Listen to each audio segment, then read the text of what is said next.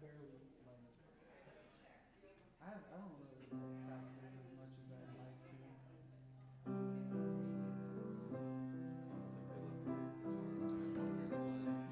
Can somebody back there ring the bell, please? Thank you.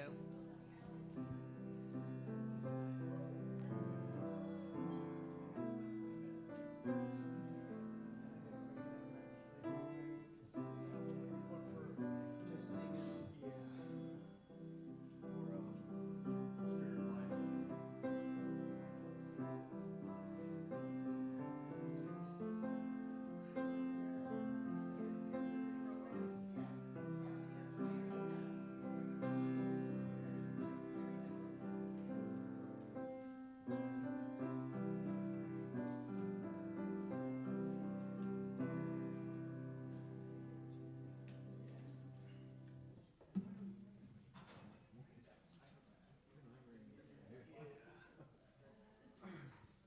Please rise, embody your spirit, and join us in singing our anchor song for this month, Come, Come, Whoever You Are. The words will be on the screen. Count you in. Give me a second. Okay.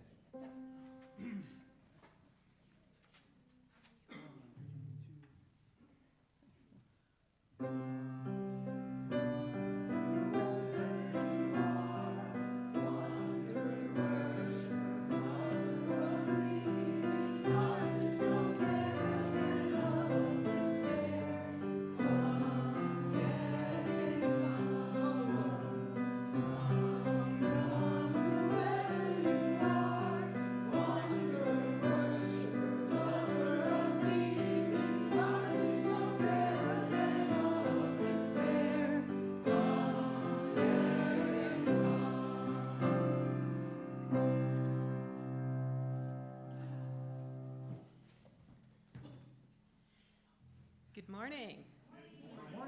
My name is Helen Dingus, and I use the pronouns she, her, and I serve this congregation as the office administrator, and today I am leading your worship service. Hello, I'm Mary Saint-Denis, and I'm a board member at UUCL, and I am worship associate today. Good morning. Thank you, Mary. We are so grateful that you have joined us here this morning. Come, come, whoever you are welcome here, by Matthew Johnson. I want to say to all those who would close the door, who would be guided by fear instead of hope, who would clutch in scarcity rather than live in generosity, who would say, no, you can't come here. I want to say, how dare you? For the Lord your God is God of gods and Lord of lords, mighty and awesome, who is not partial and takes no bribe, who executes justice for the orphan and the widow, and who loves the strangers, providing them with food and clothing. You shall also love the stranger, for you were strangers once too. How dare you? Listen to the voices, see the faces, open your heart. Lest the tears of the holy drown us all, may we be summoned to a higher calling, one of faithfulness and hospitality and open-hearted love, the best of us and not the worst. Both impulses are in our history and in our present. That colonizing and the nativist, the supremacist, that's part of our history. The part that says difference is scary and there isn't enough. And so it's just for us. That part of who we are, we who live here in this land. But it's only part of our history and only part of our mythos, our story about ourselves. Another part of our story is the welcome, the table open, the door open, the heart open, the embrace of variety and diversity as quintessentially American, the land of freedom regardless of origin or color or faith, the affirmation that there's plenty, there's enough, come and be welcome. That's another part of our story. When you give thanks this week, give thanks for the best of our story. Give thanks for those who have made journeys of time and space, and journeys of the heart, including yourself. Give thanks that there is plenty. Give thanks for hope and love and possibility. Give thanks for love, which, despite what you might see in the news, is stronger in the end than hate. Give thanks, and from that place of gratitude, open your heart, open your door, be a living witness of the spirit of hospitality. In joyful thanksgiving, whose bounty we share, come and go with me. Take one more step. When bound to human care and hope, then we are free.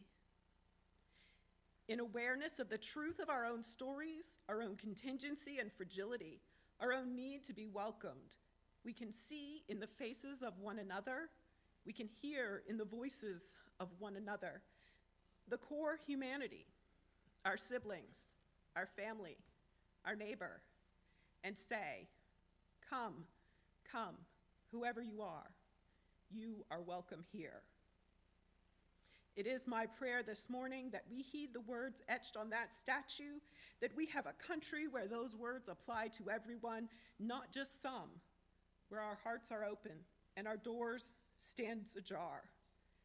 As the poet wrote, not like the brazen giant of Greek fame with conquering limbs astride from land to land, here at our sea-washed sunset gates shall stand a mighty woman with a torch, whose flame is the imprisoned lightning, and her name, Mother of Exiles. From her beacon hand glows worldwide welcome. Her mild eyes command the air-bridged harbor that twin cities frame. Keep, ancient lands, your storied pomp, cries she with silent lips. Give me your tired, your poor, your huddled masses, yearning to breathe free. The wretched refuse of your teeming shore, send these, the homeless, tempest-tossed, to me. I lift my lamp beside the golden door. May it be, and may we make it so.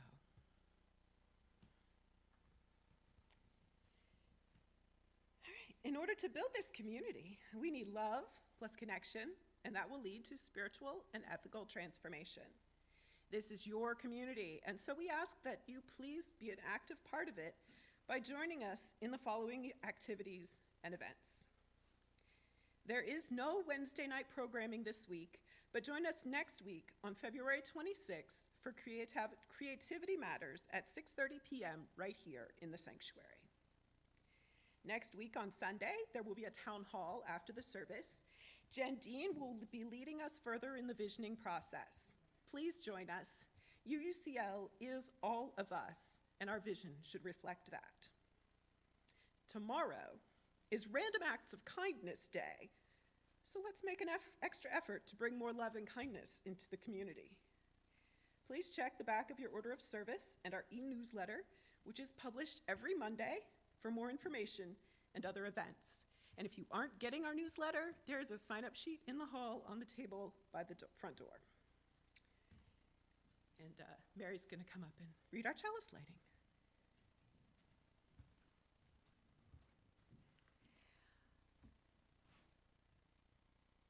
Our chalice lighting today is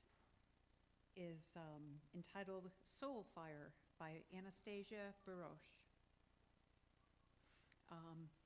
And Ken Wechter, would you come up and light the chalice today, please?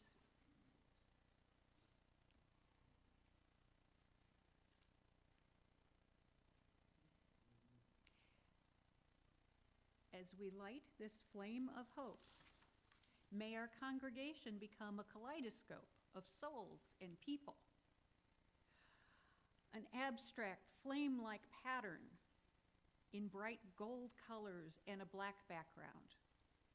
In the presence of this flame, in me in you, in us, is an invitation to sit at the table. May we tend our soul fire through these challenging and trying times to open the hearts and minds of all who enter our doors.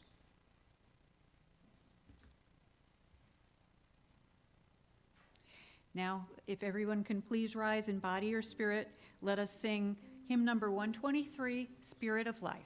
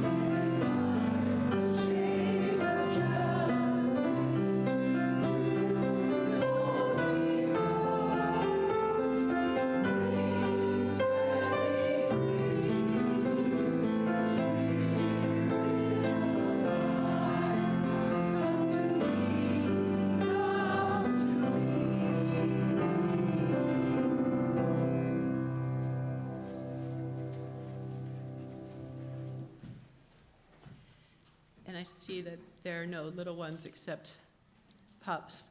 So I will read our message for all ages from up here, unless anyone would like to come down and sit on the floor, which you're welcome to do. Our story today is a book called Intersection Allies. We Make Room for All by Chelsea Johnson, LaToya Council, and Carolyn Choi. Illustrations by Ashley Seal Smith. Witness the lives of a bold group of friends. If one is in need, the other defends. Age is one trait that each of them share, but kids' lives are unique, as you'll soon be aware. Each child has a story and their own point of view, filled with passion and power, just like you. My name is Alejandro, but I go by Allie. I use a chair, but it doesn't define me. Instead, it allows me to zip, glide, and play. When I need to get through, friends help make a way. Where there's room for some, we make room for all. Friends can be allies, no matter how small. Hello, I'm Parker. After school every day, Allie's family takes care of us both while we play. My mom works hard to provide for me. Her love's the source of our stability. Not toys or money, nor treasures untold. Community care is more precious than gold. Skirts and frills are cute, I suppose, but my superhero cape is more Kate than those bows. Some may be confused that a kid like me can wear what I want and be proud and carefree. My friends defend my choices and place. A bathroom, like all rooms, should be a safe space. My name is Adila, and just like Kate, what I wear inspires endless debate. Some give, some chant, some sing, some pray. My hijab is my choice. You can choose your own way. The clothes that you wear never justify hatred. Clothes can be playful, simple, or sacred. Covered, adorned, or with casual flair, my body's my own. I dress it with care. My name is Naya, and with what's on the news, it's easy to be frightened or sing the blues. For her, for them, for him, and for me, we all deserve to breathe and be free. The color of our skin is no reason to hide. We protest for safety, equality, and pride. Our friends join along in solidarity and love. This is the stuff that allies are made of. Safety also includes our trees and air, the land we've called home, our places of prayer. I am Dakota, and like my ancestors, My tribe and I are water protectors. From profit and power, we stand up to preserve our nations, our cultures, and the respect we deserve. My name is Gloria y tengo 7 años. After school, it's to La Fruteria I go. Trabajo cada día junto a mi madre. Vendamos piña dulce y mangos con chile. My language and savvy allow us to thrive. I've got hopes and dreams and skills and drive. Working together makes us both more secure. I'm a daughter, a partner, and an entrepreneur. My name is Hijung, and I was born in Seoul. I moved here when I was 5 years old. I'm part of what's called the 1.5 generation. My parents and I span 2 different nations. Like Gloria, I am a help to my mother by translating for her one word to another. When the landlord tells Mom, "You can pay me next Friday," I repeat in Korean, "Omarentu deum yu germyo nedo donde." We navigate life in our new home together, because kids have the skills to make every day better. My name is Yuri, and I'm new to this place. Hijung's family welcomed me with love and with grace. Finding refuge meant traveling far from home. I sailed, I flew, I rode, and I roamed, escaping violence, war, heartache, and intrusion. We came to this nation seeking dreams and inclusion. From near, from far, from here, from there, we're more than our origins. We all deserve care. Race, religion, citizenship, class, and ability. Each of these intersects to form identity. Age, gender, size, and skin color too can make living life different for a friend than for you.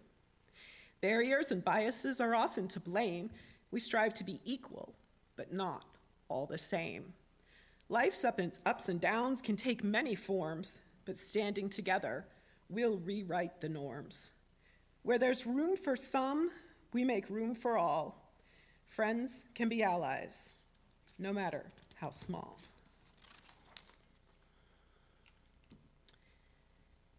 Can somebody who's back there bring me the Joys and Sorrows book, please?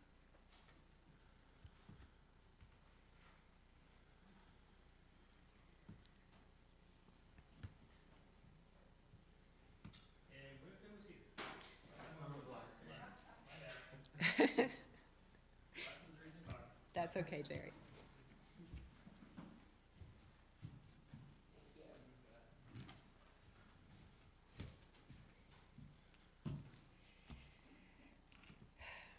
Heather's been reading the part of this quote that has been our quote of the month, and I'm going to read you a larger portion of it. It's from Russell Lehman. Inclusion isn't about being invited to sit at someone else's table. It's about building a new table together, where each person's voice and presence matter equally. The act of inviting often implies a subtle power dynamic, as if someone is granting permission to belong. But true belonging isn't something that can be granted. It's something that should emerge naturally from a shared understanding and mutual respect. So the question isn't just about who is included, but how we include, and also why are we including. Our ritual of the sharing of joys, concerns, and sorrows embodies the belief that there is power in being together. This is a ritual that supports our healing and sustains us with love. In our Joys and Sorrows book, which before the service sits on the music stand near the door, in there you are able to write any significant joy or sorrow occurring in your life that you would like for the congregation to know. Today we have, from Crystal, happy anniversary to Veseldo Kaur and Jackie. Thank you, Jason, for investing and setting up new audio and computer systems for production and streaming technology. We appreciate you. Thank you, Dave, for cleaning up the woodpile. And from Mary St. Denis, thank you for the fabulous live music, Isaiah, Nick, and Tim. You are invited now to come forward for our ritual of joys and sorrows.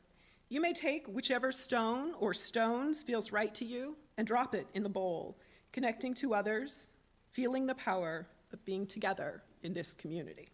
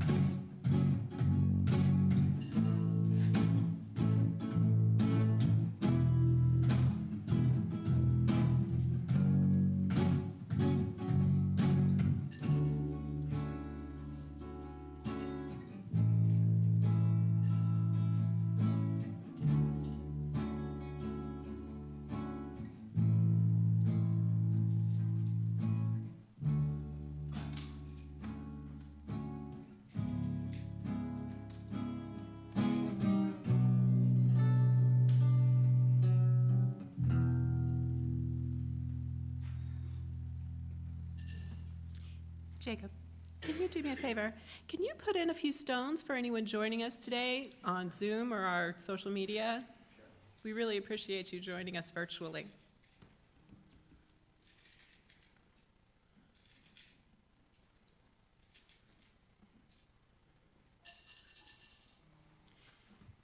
Now, Judy Pell is going to come up and tell us a little something from our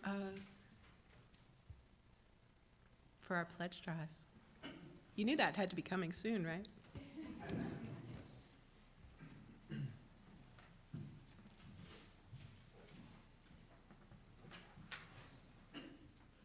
Good morning. Our annual pledge drive for 2025 is beginning. Forms will be available next week and collected by March 8th. This is an important step in allowing the board to set a budget and priorities for next year, July 1st this year to June 30th next year. As a completely self-sufficient church, we rely on the generosity of you and our other supporters to maintain and hopefully grow our community. Please take this time to consider the level of financial commitment that will be consistent with both your personal finances and the importance of UUCL in your spiritual and community life. excuse me. Excuse me. The pledge drive is up and available on the church website and will be in the newsletter tomorrow. Gail Rushford and Ken Schmidt have put together a great method of collecting pledges online. It's through Zephy and up on the website, which is, as you all probably know already, uuclakeland.org/pledge drive, one word, / again. Please share with all who support free religion. Thank you very much.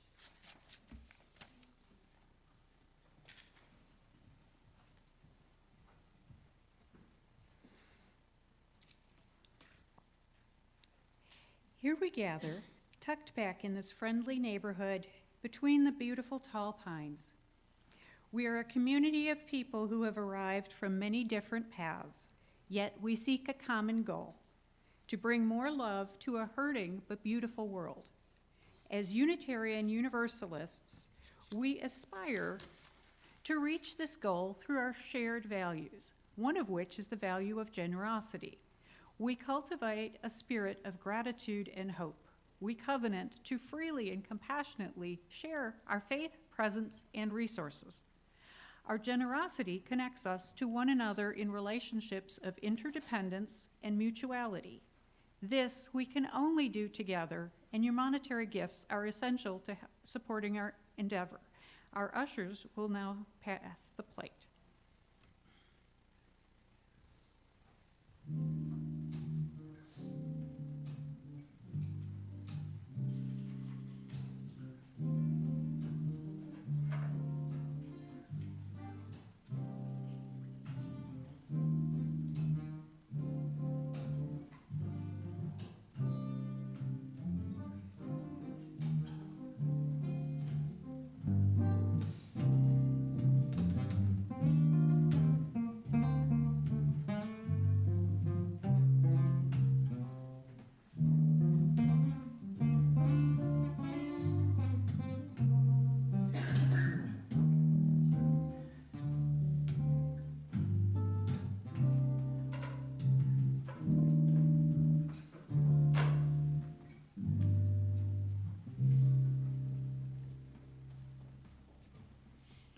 Thank you, Judy, for introducing our pledge drive, and thank you all for your generosity.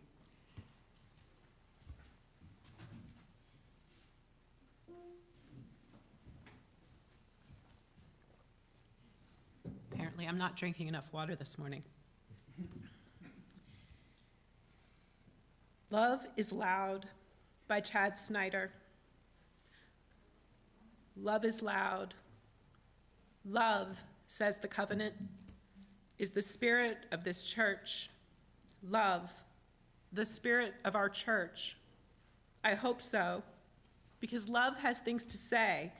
Love is joy and laughter, giggles and silly love songs, but love speaks too to the real pain in the world. Love knows. It knows hate and fear, selfishness, greed, bullet, and blade, the cutting edge of indifference. Love knows. And love does not let us turn away. It does not rest in thoughts and prayers. Love knows the names, says the names out loud, and will keep saying them until the day we hope against all that is holy.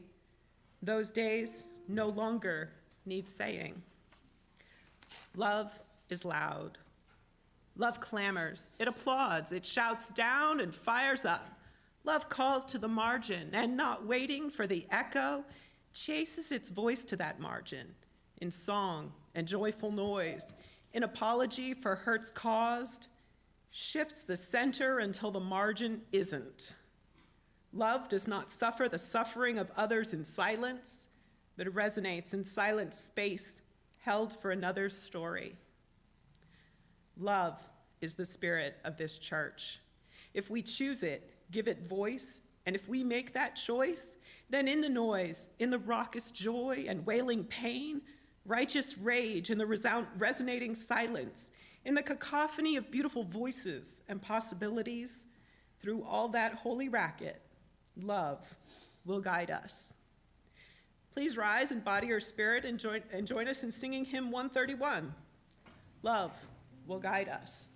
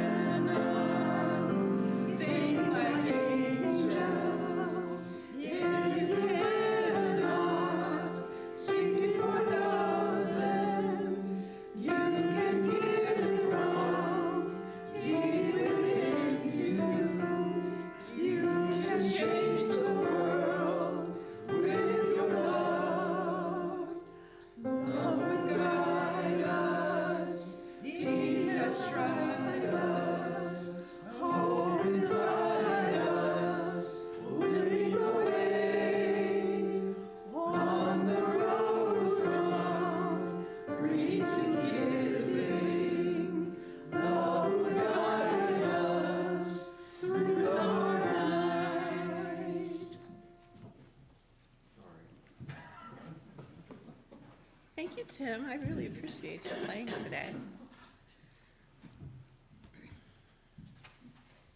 going to drink before I start.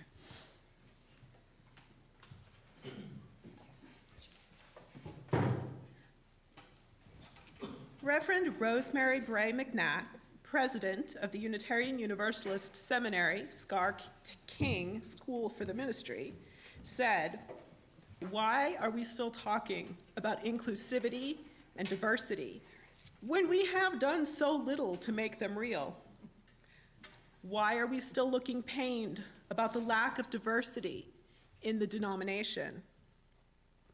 Because diversity, inclusivity, is terribly hard, terribly uncomfortable, definitely unsettling, and quite often frustrating. What I know about being inclusive, crossing from culture to culture, learning the language of diversity, is that it's the work of a lifetime. It's hard to accept people who are not like you, who don't talk the way you do, or believe the things you believe, or dress, or vote as you do. It's even harder to appreciate them for the things about them that are not like you, to find them interesting and fun, to enjoy the learning that's part of the experience, and to acknowledge, finally, that you may have to agree to disagree."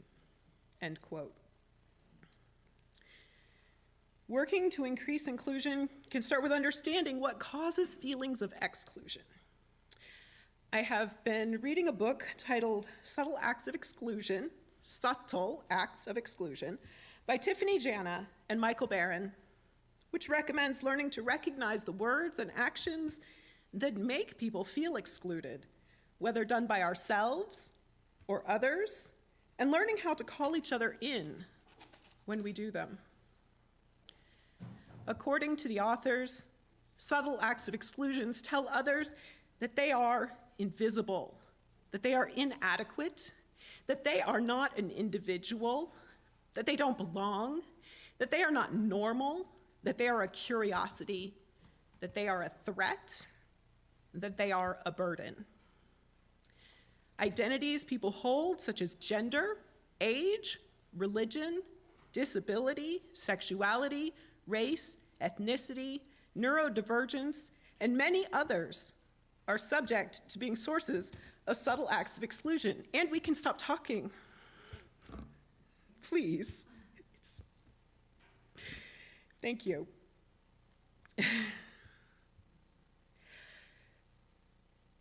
We all find ourselves the perpetrators of such acts, the observers of such acts, and the people who are the subject of them.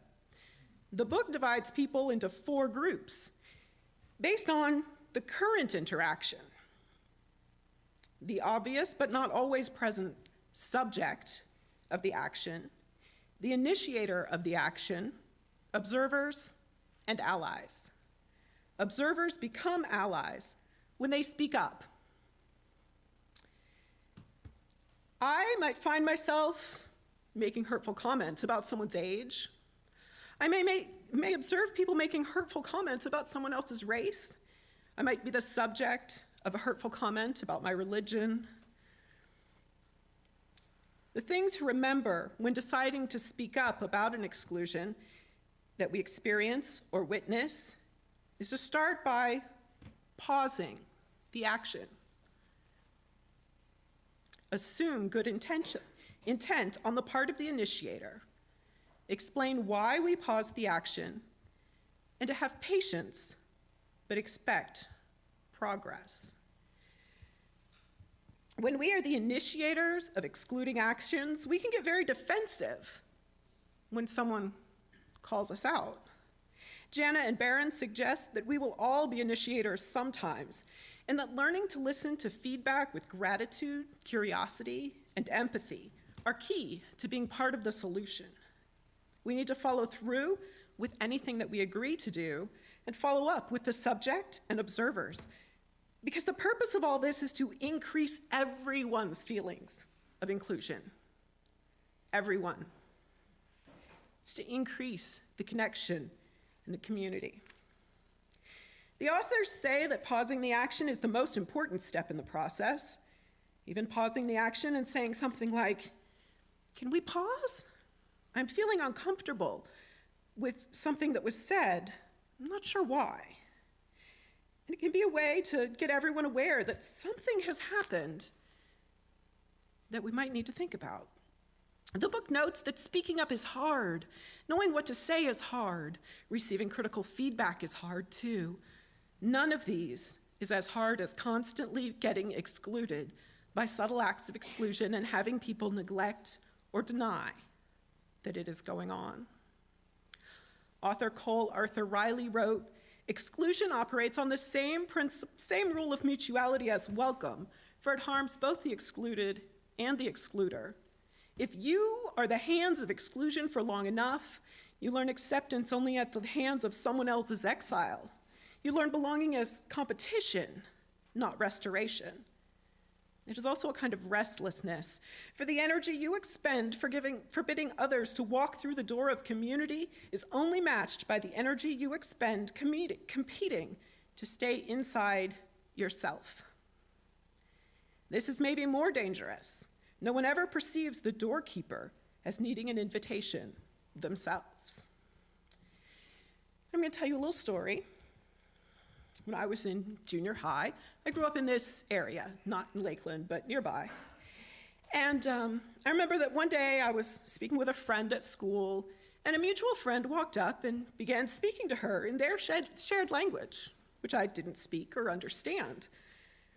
Feeling excluded, I made a comment about them not speaking in English so they could say things about me. They laughed, but it is clear in looking back that I was trying to make them feel bad because I felt bad. What if one of them had said, "Let's pause. I'm not comfortable with what was said." This feels like we are being told we are less than, that we don't belong because we speak our language. And perhaps I could have realized that I was feeling hurt and left out and apologized and tried to be more aware of my attitudes. Writer Rebecca Tossig, PhD, tells us, Inclusion isn't better just because it's kinder. We should bring disabled perspectives to the center, because these perspectives create a world that is more imaginative, more flexible, more sustainable, more dynamic and vibrant for everyone who lives in a body. I've been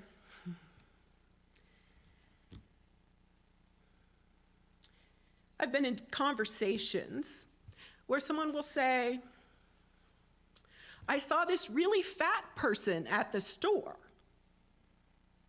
and continued on from there, and I'm like,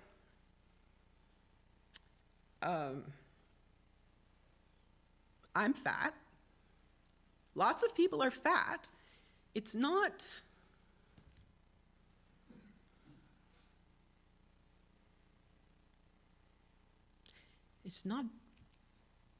okay. It's not okay to say, those old people. It's not okay to say, those kids don't want to work. It's not okay to say any of those things because they hurt people. And I know I don't want to hurt people. We talk about political correctness, that's been a thing since the 90s, right? But political correctness is not saying you can't talk like that. Political correctness is saying when you say things like that, other people are hurt. And if your goal in speaking is to hurt other people, that's your choice. But it does not increase feelings of inclusion. It does not increase love. It does not increase connection. It does not increase the feeling of community. Reverend Jan Edmiston reminds us that being excluded kills. It kills the spirit, and sometimes it kills the body. So here's my thought. If, like me, you're attachment rich, if you are included in most or many circles, if you belong in almost any place you find yourself, we have the opportunity and responsibility to include the unincluded. Look for someone who appears not to belong today and choose them. There's something to being chosen that is uniquely healing. End quote. So, what can we do to become more intentionally inclusive? Learning about other people and other cultures, learning about the lives of people different from ourselves can lead to a new appreciation for diversity. But going up to people that are different from you and saying, where are you from? What is your ethnicity? And can you tell me all about that? Is not the way to do that. There are plenty of opportunities to read books, watch videos and documentaries from people with other identities than our own to learn so that we can bring friendly curiosity like we would bring to people who are like us to those who are different from us. Because some of us do speak differently when we're asking questions of people who appear different from we. So investing in authentic relationships with people who are not like us, people with different race, religion, background, ages, abilities, gender, and sexuality, make those people feel more fully human to us.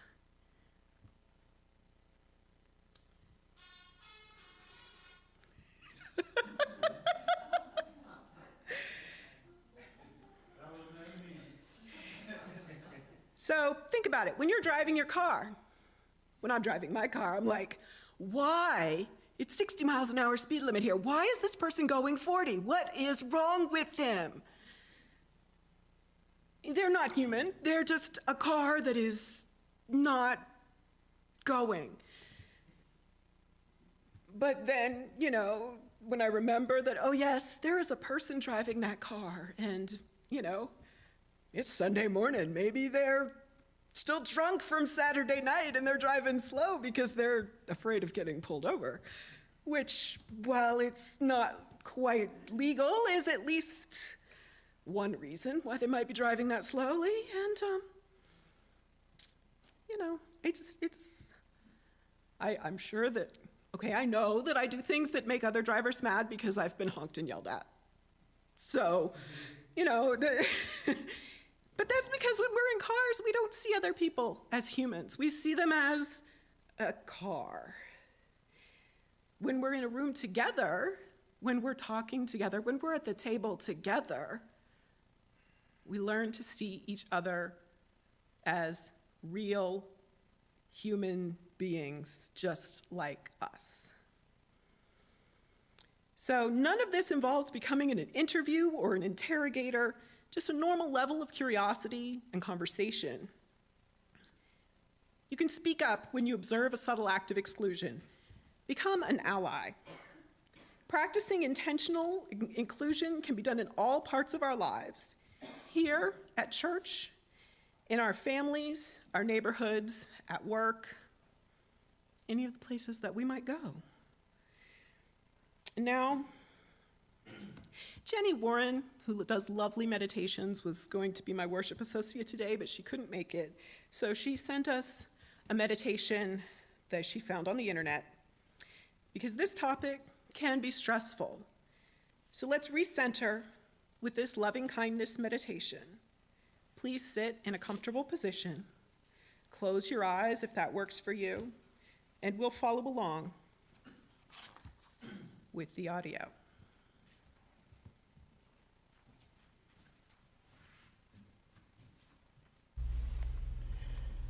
Find a comfortable position, seated or laying down, and begin to take 3 long, slow, cleansing breaths. Inhaling through the nose and exhaling out the mouth.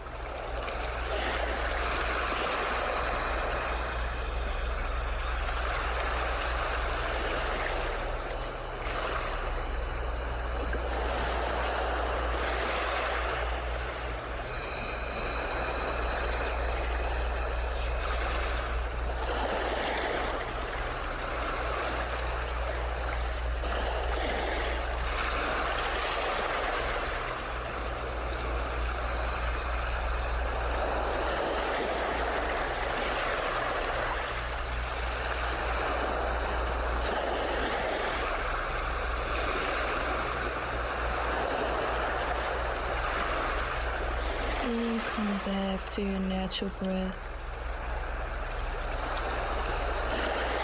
Closing your eyes down if you like.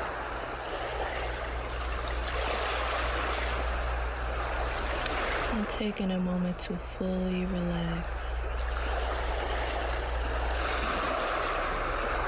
Doing a scan from the top of your head down to your toes. Checking in with any tense areas and releasing them.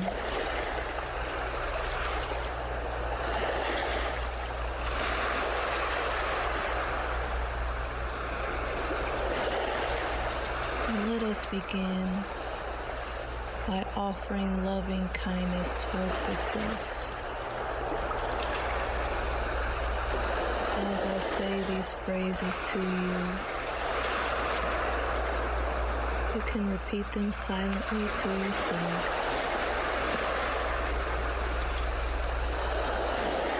May I be happy and healthy.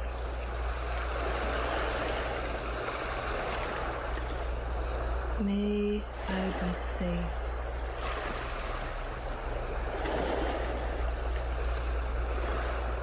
May I forgive myself and others. May I open my heart. May I be at peace.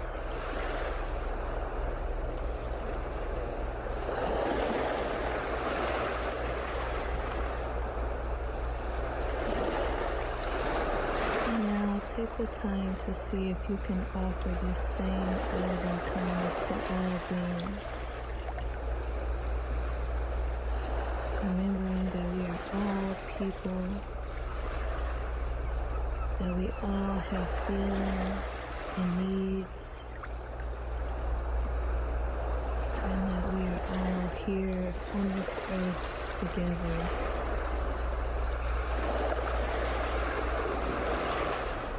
May all beings be happy and healthy. May all beings be safe. May all beings forgive themselves and others. May all beings open their hearts.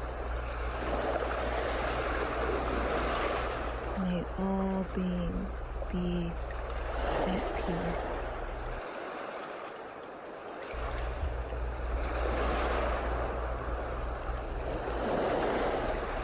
Feel the loving kindness you've generated during this time.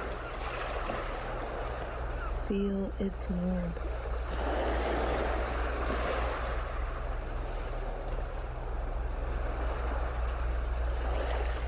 And on your next inhale, begin to wiggle your fingers and toes, coming back into your space and back into your body.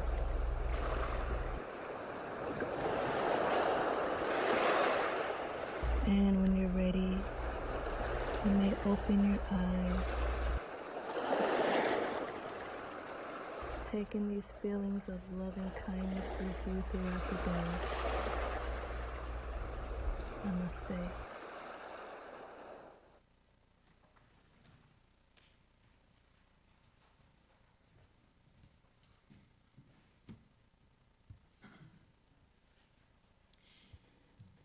Let us rise in body or spirit and sing together. We shall be known. The words will be on the screen, and you should have a lyric sheet that came with your order of service. We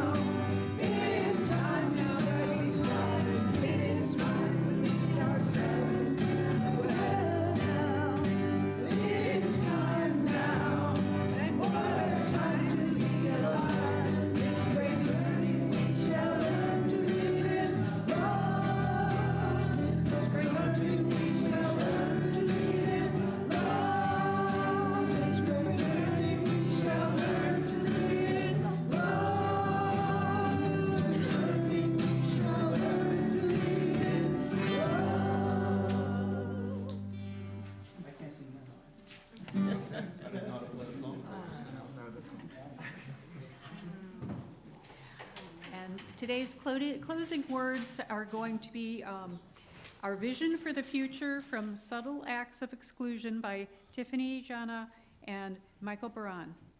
If the sum total of all our inclusive and exclusive choices shapes our reality, imagine the following possibility. Imagine a world where people no longer assume the worst about each other based on how they look, act, or sound. Imagine a world full of thoughtful people who consider the impact of their words and actions before releasing them into the universe. In that world, equity becomes reality.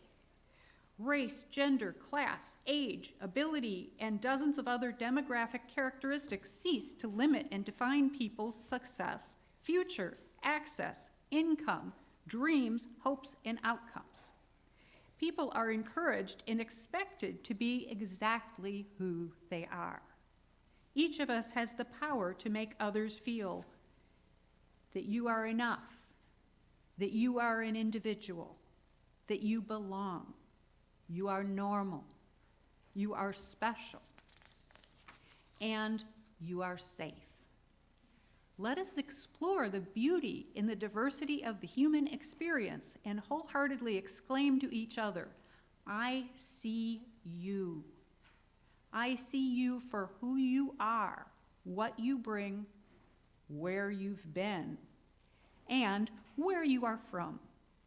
All of you are perfect, just the way you are. The closing song today is hymn number 1014, Answering the Call of Love. There will be slides on the screen, and it's, oh, okay.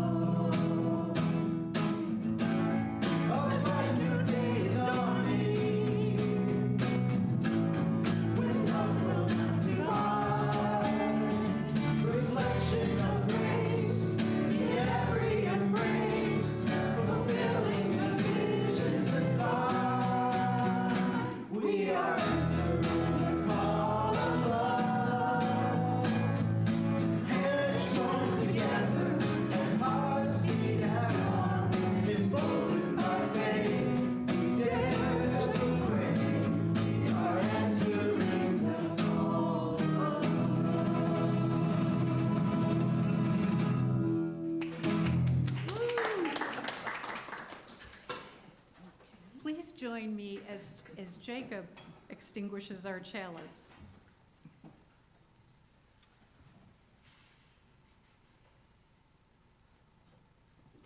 We extinguish this chalice, but not the light of truth, the warmth of love, or the fire of commitment.